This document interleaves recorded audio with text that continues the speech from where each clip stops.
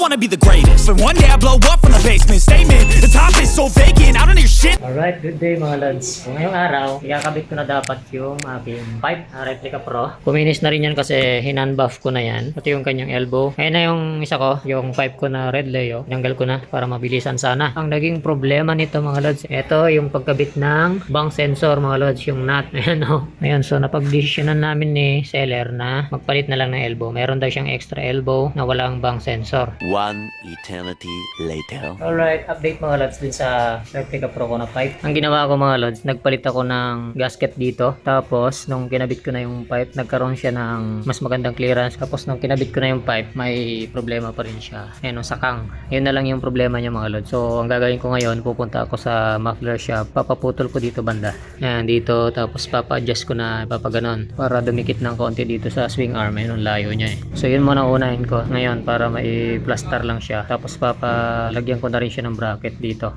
So, ginawan ko lang siya ng temporary bracket. Ito, i-vlog ko na lang to sa susunod yung mga to. Yan o. Tsaka ito, kung ano diskarte ko dyan. Ginawa ko yung high mount shifter. So, unahin ko muna tong tambutso na to para may kabit ko na siya ng maayos. Kasi ngayon, masagwa siya tignan. I-update ko na lang kayo mamaya pag nandun na ako sa muffler shop. O, depende na lang kung saan ako mapupuntang muffler shop para ipaayos tong elbow na to. Naging okay naman siya. May konting allowance na. So, yun na lang. Sakang talaga siya. Kasi kung isasagad ko pa siya papunta sa may swing arm, didikit naman yung sa may crank shell. So, ayoko mangyari yon. Kaya ipapa-edit ko na lang yung aking elbow. Yun. So, update ko kayo mga lods. A few moments later. Ayan na siya. So, pina-align natin yung elbow dahil palabas sakang. Hindi natin pwede ipilit kasi bali, didikit dun sa center crank. So, kailangan natin ipa-edit. Ayan ito.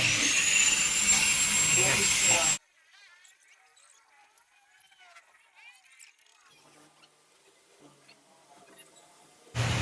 Ayan na yung pipe natin mga boss. 12 seconds later. Ito na siya mga boss. Ayan na. So bracket na lang yung kulang niya.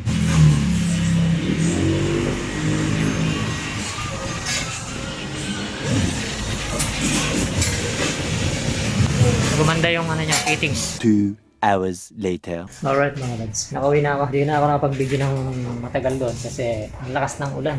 Napakaingay pa doon sa loob. Kaya dito ka na sa bibidyoan sa bahay. Ayan. So ito na yung aking Replica Pro pipe na GP type niya. So napaayos ko na yung elbow. Ito, pinaputol ko dito. Tapos pinatabingin ko siya ng konti para humarap doon sa sentro. Hindi yung sakang na nakaharap. Yun. Ito pala, pinadugtungan ko na lang. Imbis na putulin para to. Ito yung ano niya, stock niya eh. Ayan, kung mapapansin niyo, nakaharap dito sa medyo pasakang. Kaya ang ginawa ko, pinadugtungan ko ng maliit dito para unti-unti niyang itama yung position ng elbow, yung tubo. Ayan, so mataas na rin yung kanyang clearance. Okay na rin yung clearance niya. Kasi inedit pa dito yan. Bali, tinanggal yung pagkakaweld dyan. Tapos medyo binuka niya ng konti. Okay naman. Yan yung tsura niya mga lods. Tapos mga lods, ito na yung kanyang bracket. Stainless na pilugan, round bar siya. Single na lang yung pinakabit ko. Hindi na ako nagpa Y-type. Tapos ganyan siya, ganun. Tinago. Pinatago ko siya dito sa ilalim ng footrest. Ayan na, nakaganon. Nag-bend, nag-L-type. Z pala, nag-Z or S. Ayan. Ayan, so wala na yung problema ko dito sa pipe. Naipaayos ko na. Ginawa ko siyang high mount. Yan, mas type ko yung high mount. Tapos yun nga, medyo dinugtungan ng konti. Ito yung dinugtong. So bali parang 4 inches yung ano. Hanggang dito yung stop. Tapos ito yung nadugtong. Parang 4 to 5 inches yung nadagdag. Patras. Kasi mas prefer ko to kaysa yung nandito. Si Mari, maapakan nung aking angkas. Dito. Mari niya maapakan dito. Pag sobra siyang ikse. Pinadugtungan ko lang. Yung sakto lang mga lads. Ayan, kita naman. Naka-high mount siya. Ayan. So, yung diskarte ko dito sa shifter mga lods, sa ibang video na lang. At saka ito, yung ano na yan, kung ano ba yung angkasan na yan. Bakit siya naging ganyan. Kaya ako na i-mount ng high mount itong muffler na to. Dahil dyan sa mga yan. At saka ito, yung conversion nito. Sa ibang video na lang yung mga lods. Papaliwanag ko sa inyo kung paano ko siya kinonvert at kung ano tong angkasan na to, kung paano ko siya kinabit. Mas mataas to ng 2 inches kaysa yung stock na passenger footrest mga lods. Yan. Bukas, unti-unti nang nabubuo yung aking street GP na concept mga lods. Concept lang tayo. Ayan siya mga lods. Kung makikita nyo, nakaayon siya dun sa chassis. Hindi siya pantay na pantay talaga. Pero konting-konti na lang pantay na siya. Actually, pwede ko pang i-adjust yan para maging pantay dun sa ayon ng chassis. Pero okay na ako dyan. Kontento na ako dyan. Ayun. Okay na okay naman yung kinalabasan mga lods. Yan. Mas maiksi nga kasi pang GP type siya. Compare dun sa dati kong pipe na mahaba. Pag binanyan ko yung dati kong pipe, masyado siyang mahaba. Kaya nagpalit ako ng pipe. Yung pipe na yun mga lods, yung pinagpalitan ko, wala na, nasa tropa na yan. Iniscore na ng tropa. Lahat ng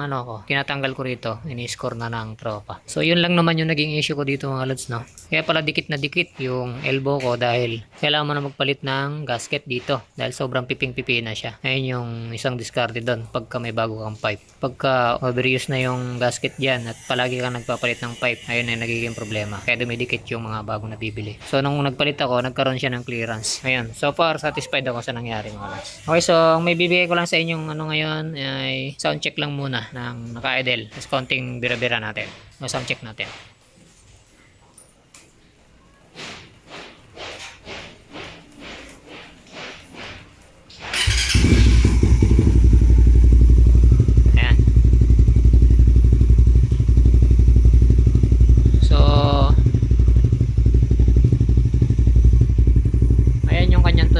Sa low RPM sa minor, ayan yun, tahimik lang siya sa minor. Saktong sakto para sa akin.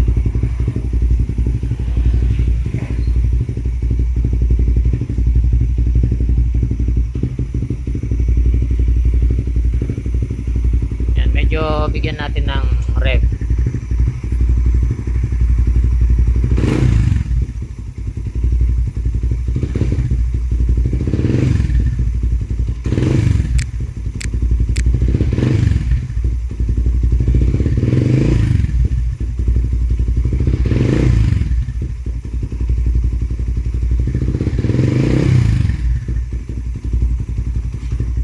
Pala mga lods, yung ECU ko nakatune dun sa nakatono siya dun sa isa kong pipe. So malamang ito reach to kasi ang liit na ng elbow yan, 38mm na lang kasi naka 51 ako dati, di ba? So magre-reach na yung ko, yung bigay ng gasolina, kaya itotono ko ulit yan dun sa aking racing ECU.